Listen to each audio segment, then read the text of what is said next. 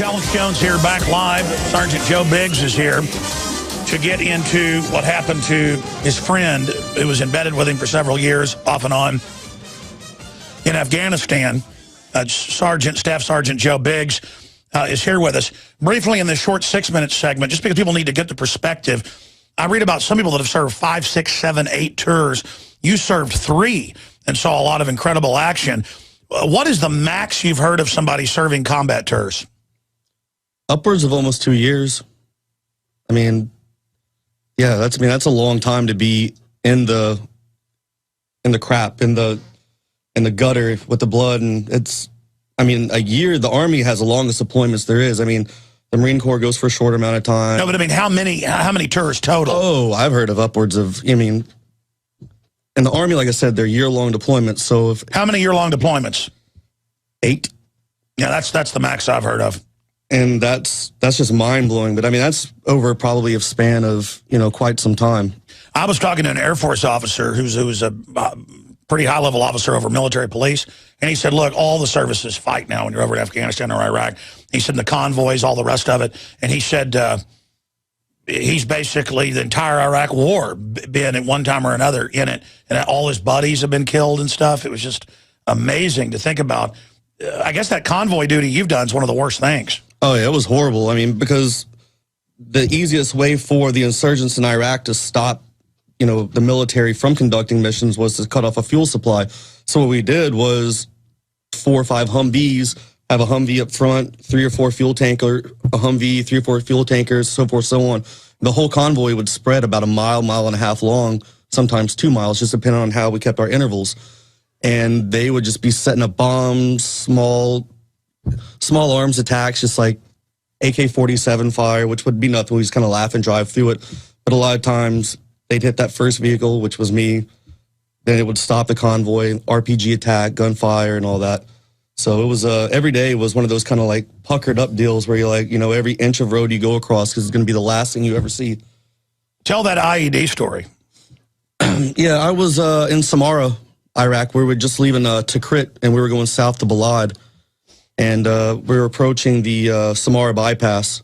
And right as we were coming over the hill, the sun's coming up. And you know how when you're at the airport and you see that haze over the runway, that weird look, you can see that the fuel coming up out of the pavement. And I remember seeing that, and it was this hazy. Heat devils. Yeah, and I was like, that looks like a boom. And then the vehicle just launched up in the air.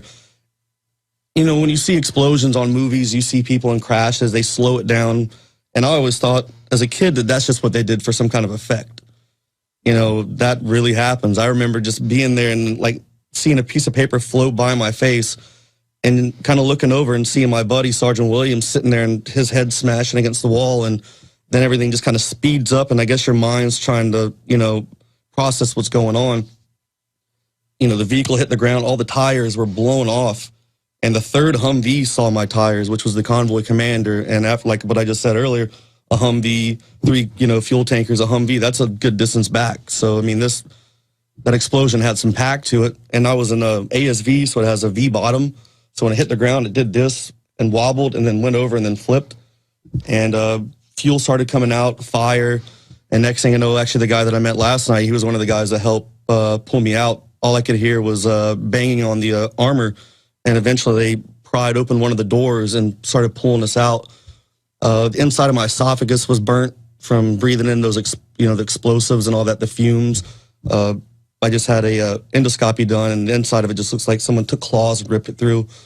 You were saying that's why you can't have white sheets. You bleed everywhere. Yeah, I'll still cough up blood. The back of my head still bleeds, and this was September 26, 2006.